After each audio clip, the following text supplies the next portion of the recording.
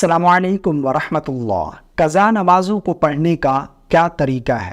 قضاء عمری کیسے پڑھیں؟ آج میں آپ لوگوں کو قضاء عمری پڑھنے کا بالکل آسان طریقہ بیان کرنے جا رہا ہوں۔ قضاء عمری کی نیت کیسے کریں گے اور اسی طرح ایک دن میں کتنی قضا نمازیں پڑھ سکتے ہیں، ایک دن کی قضا نماز کتنی رکعت پڑھیں گے، قضا نماز کس وقت پڑھنی چاہیے، کس وقت قضا نماز نہیں پڑھ سکتے، اور اسی طرح اگر کسی کے ذمے بہت ساری قضا نمازیں ہیں تو وہ ان قضا نمازوں کو کیسے ادا کرے گا، اس بارے میں علماء نے کیا تخفیف بیان کی ہے، یہ مکمل مسائل آج کی اس ویڈیو میں آپ لوگوں کے ساتھ شیئر کرنے جا رہا ہوں، جنہیں جان کر آپ کو اور مجھے انشاءاللہ عز و جل بہت ہی زیادہ فائدہ حاصل ہوگا۔ سب سے پہلی بات کہ جتنی بھی آپ کے ذمے قضا نمازیں ہیں ان کو آپ کاؤنٹ کریں، یاد کریں۔ اس بارے میں علماء بیان فرماتے ہیں کہ اگر کسی شخص نے یعنی جب سے بالغ ہوا ہے اس وقت سے لے کر اب تک اس نے کوئی نماز ادا نہیں کی اور اسے اب اللہ نے توفیق دی ہے اور وہ ان نمازوں کو ادا کرنا چاہتا ہے، تو جب سے بالغ ہوا ہے اس وقت سے لے کر اب تک جتنی بھی اس کی قضا نمازوں کو کاؤنٹ کر لے۔ لیکن اگر اسے یہ یاد نہیں کہ وہ کب بالغ ہوا تھا، تو علماء بیان فرماتے ہیں کہ اگر عورت ہے تو پھر 9 سال سے، اگر مرد ہے تو پھر 12 سال سے اپنی نمازوں کا حساب لگائے۔ ٹھیک ہے، اگر عورت ہے تو 9 سال سے، اگر مرد ہے تو 12 سال سے وہ اپنی نمازوں کا حساب لگائے اور اب تک اس کی جتنی بھی اس کے ذمہ نمازیں ہیں ان کو کاؤنٹ کرے اور ان کو ادا کرنا شروع کرے۔ قضا نماز کی نیت کیسے کریں گے؟ دیکھیں، نیت ہم نے جب بھی کرنی ہے تو اس میں یہ ضرور نیت کریں گے کہ سب سے پہلی قضا ہونے والی فلاں نماز کی۔ دیکھیں، مان لو اگر فجر کی نیت کرتے ہیں تو اس میں ہم اس طرح نیت کریں گے کہ میں نے نیت کی سب سے پہلی قضا ہونے والی فجر کی نماز کی۔ اسی طرح جب ظہر کی نیت کریں گے تو اس میں بھی یہی کہیں گے کہ سب سے پہلی قضا ہونے والی ظہر کی نماز کی، سب سے پہلی قضا ہونے والی عصر کی نماز کی، سب سے پہلی قضا ہونے والی مغرب کی، سب سے پہلی قضا ہونے والی عشاء کی نماز کی، سب سے پہلی قضا ہونے والی وتر نماز کی۔ یعنی جب بھی نیت کریں گے تو اس میں کوئی بھی نماز کی نیت کریں، ظہر، عصر، مغرب، فجر کوئی بھی ہے، تو اس میں آپ سب سے پہلی یہ ضرور کہیں گے۔ کیوں؟ جو آپ کے ذمہ نماز تھی وہ آپ نے ادا کر لی، اب اس سے اگلی جو نماز ہوگی وہ سب سے پہلی ہو جائے گی۔ تو اس طریقے سے آپ نیت کریں گے، جو بھی آپ نماز کی نیت کریں تو اس میں آپ یہ کہیں گے کہ سب سے پہلی قضا ہونے والی فجر کی نماز کی، فلاں نماز کی، یہ آپ ضرور کریں گے۔ ٹھیک ہے، نیت کا طریقہ آپ نے سمجھ لیا۔ اس کے بعد اب نماز جو ہے وہ کس وقت پڑھنی ہے؟ دیکھیں، قضا نماز جتنی جلدی ہو سکے آپ نے ادا کرنی ہے تاکہ آپ اس فرض سے بری و ذمہ ہو۔ ٹھیک ہے، 3 مکروہ وقت ہیں جن میں آپ کوئی قضا نماز یا کوئی بھی نماز آپ نہیں پڑھ سکتے۔ نمبر 1 پر طلوع آفتاب کا، یہ جب سورج طلوع ہوتا ہے 15-20 منٹ کا، یہ مکروہ وقت ہے۔ نمبر 2 پر زوال کا۔ نمبر 3 پر غروب آفتاب کا، یعنی سورج جب غروب ہوتا ہے اس سے 15-20 منٹ پہلے سے لے کر سورج غروب ہونے تک، یہ 3 مکروہ وقت ہیں۔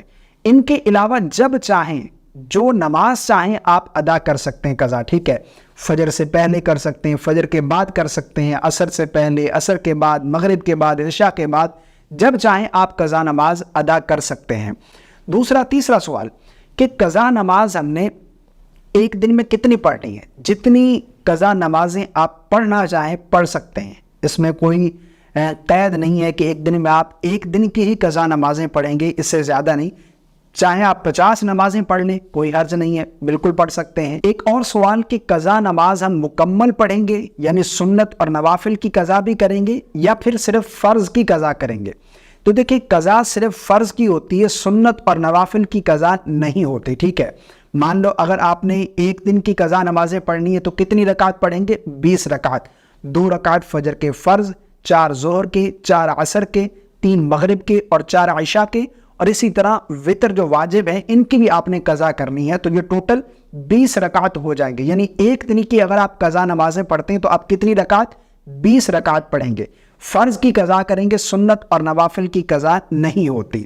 اب اگر کسی شخص کی بہت ساری نمازیں قضا ہو گئیں، مان لو کسی شخص کی 1-1.5 سال کی نمازیں قضا ہو گئی ہیں، اب وہ ان کو ادا کرنا چاہتا ہے لیکن دل جو ہے وہ مائل نہیں ہو رہا، تو علماء نے تخفیف بیان کی ہے کہ اس تخفیف کے ساتھ وہ ان نمازوں کو ادا کر سکتا ہے۔ ٹھیک ہے، ویسے بہتر اور افضل تو یہ ہے کہ جس طرح ہم نماز پڑھتے ہیں اسی طرح مکمل نماز ادا کرے، لیکن اس بارے میں علماء نے چند تخفیف بیان کی ہے کہ اس تخفیف کے ساتھ بھی وہ نماز ادا کر سکتا ہے۔ وہ کیا ہے؟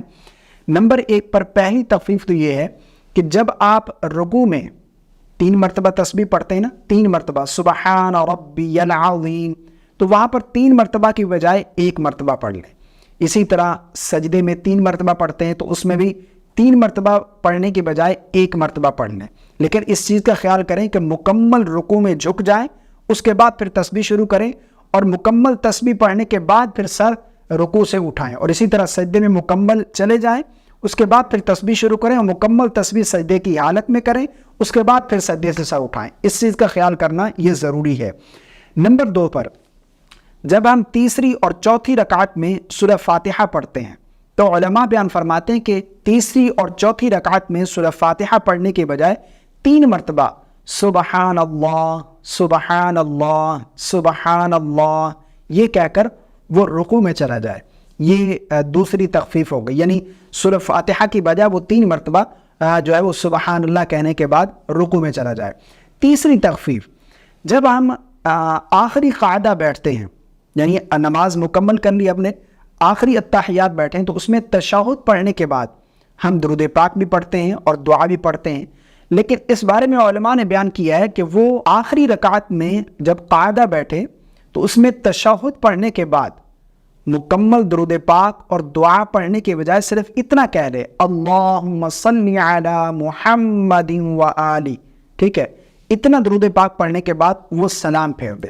تو یہ تخفیف ہے۔ ان تخفیف کے ساتھ جو ہے وہ اپنی نماز کو مکمل کرے اور اس کے ذمے جو قضا نمازیں ہیں ان کو ادا کر کے اس فرض سے جتنی جلدی ہو سکے وہ بری ذمہ ہوں۔ مجھے اپنی خاص دعاؤں میں یاد رکھیے گا۔ ویڈیو پسند آنے کی صورت میں لائک اور شیئر کرنا بالکل نہ بھولیے گا۔